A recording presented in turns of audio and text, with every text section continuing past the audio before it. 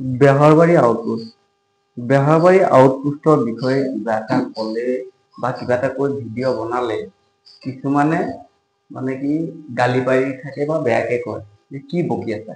আচলতে বেহৰবাৰী আউটপোষ্টৰ বিষয়ে মই এইকাৰণেই কওঁ, ধৰক আজিৰ এপিছডটো নাই বেহৰবাৰী আউটপোষ্টত, সেইকাৰণে আজিৰ এপিছডৰ ঠাইত মানে কি কিবা এটা কথা মই ক'ব বিচাৰিছে, এইকাৰণে ক'ব বিচাৰো যে বেহৰবাৰী আউটপোষ্টৰ এনেকুৱা ধৰণৰ কাহিনী বা অভিনয় কৰিলে ভাল লাগিব পাৰে। যিহেতু বেহৰবাৰী আউটপোষ্টৰ ভাল আৰু বেয়া দুটা হেৰি আছে। আগতে যিটো যিমান ভাল লাগিছিল বৰ্তমান তেনেকুৱা ভাল নালাগে। কে আৰু মোহন এই দুইজনৰ চৰিত্ৰ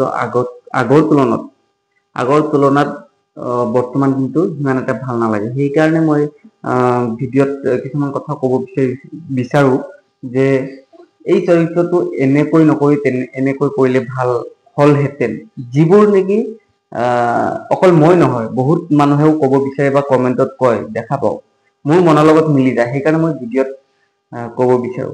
আৰু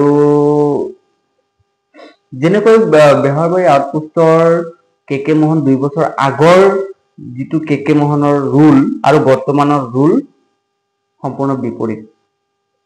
আগতে এই বস্তুটো মই মিলাব বিচাৰিছো, 2 বছৰ আগত মানুহবোৰৰ মনৰ লগত আৰু বৰ্তমান মানুহৰ সেই একেটা মানুহ, মই 2 বছৰ আগত যেনেকুৱা আছিলো আৰু বৰ্তমান মনটো বহুত সলনি হৈ গৈছে। বা অকল মনটোৱে নহয়, কাম কাজ কথা বতৰা টকা পইচা বহুত সলনি হৈছে। আগৰ দিনত কি হৈছিলে, আগৰ দিন বুলি নহয় 2-3 বছৰ 5 বছৰ আগৰ কথা কৈছো, মই যদি মোৰ কোনো বন্ধুৰ ঘৰত কিবা আত্মীয়ৰ ঘৰত আলহীৰ ঘৰত ফুৰিবলৈ যাওঁ বা যাম বুলি কওঁ, তেতিয়াহলে যদি ফোন কৰো যে আজি বা অহাকালি তোমালোকৰ তাত যাব বিচাৰি আছো, ফোন মাৰিছিলো যে আপোনালোকৰ ঘৰত ফুৰিবলৈ যাম, আৰু সেইটো ফালৰ পৰা ধুনীয়াকে ৰেছপন্স দিছিল যে হয় আহি যোৱা, কোনো প্ৰব্লেম নাই। কিন্তু বৰ্তমানৰ দিনত কোনোবাই ফোন মাৰিলে যে আপোনালোকৰ ঘৰত গৈ আছো, এনেই জাষ্ট ফুৰিবলৈ ফেমিলি লৈ,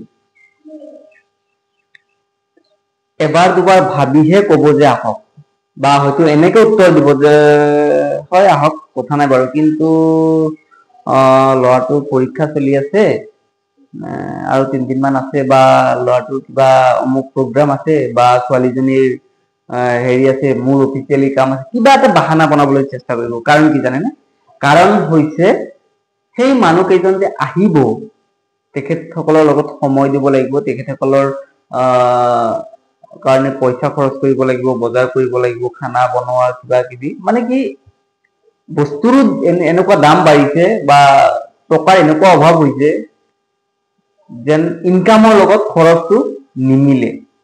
চব মানুহৰ কথা কোৱা নাই, মোৰ দৰে দুখীয়া শ্ৰেণীৰ মানুহৰ কথা কৈছো। সেইকাৰণে আলহী আহিলেও ভয় লাগে, আৰু কোনোবা আলহী আহিম বুলি ফোন কৰিলেও ভাবি চিন্তি ডেট দিব লাগে, পাৰিলেতো নাহিলেই ভাল পাওঁ। যেতিয়া মই কম যে মোৰ ল'ৰাটো পৰীক্ষা চলি আছে, সিফালৰ পৰাতো নিশ্চয় কব যে ঠিক আছে তেতিয়াহ'লে পৰীক্ষা শেষ হৈ লওক তাৰপিছত যাম। তেতিয়া মই কি কম, নাই আহি যোৱা, আহিলে একো অসুবিধা নাই বাৰু, পৰীক্ষা কৰি থাকিব। কিন্তু মই কেনেকে কৈছো সেই কথাটো মোৰ আলহীজনে বুজি পাইছে, সেইকাৰণে নাহে। এনেকুৱাই সময় আৰু পইচাৰ অভাৱ হৈ গৈছে। আগতে তেনেকুৱা নাছিল, আগত মানে বেছি বছৰ নহয়, 5-10 বছৰ আগত তেনেকুৱা নাছিল। মই অমুকৰ ঘৰত যাম বুলি ভাবিলে যাব পাৰো, ফোন কৰিলে, ফোনতো দৰকাৰ নাই। আজিকালি মানে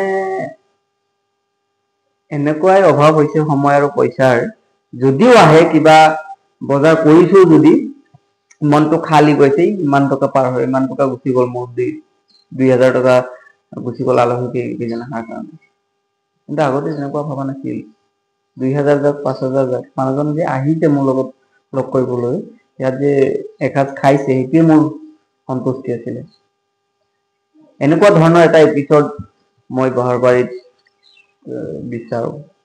এটা এপিছডত মাজত 2 মিনিটৰ অংশ এটা সোমাই দিলেও মানে ভাল লাগিব। সেইকাৰণে মই মাজে মাজে ভিডিঅ' বনাও। আপোনালোকৰ কিছুমানৰ চাব, মই যিবোৰ কথা কয় এইবোৰ মানে কবলগীয়া কথা নহয় বা শুনিবলগীয়া কথাও নহয়। যদি আপুনি ভিডিঅ' প্লে কৰোতে ওলাই গৈছে, আপুনি শুনিছে মোৰ কথা কৈছে, এইটো বেলেগ কথা। কিন্তু মাজে মাজে মই ইনফৰ্মেটিভ কিছুমান কথাও কওঁ, শুনিব মন গ'লে শুনিব, শুনিব মন নগ'লে কাটি দিব।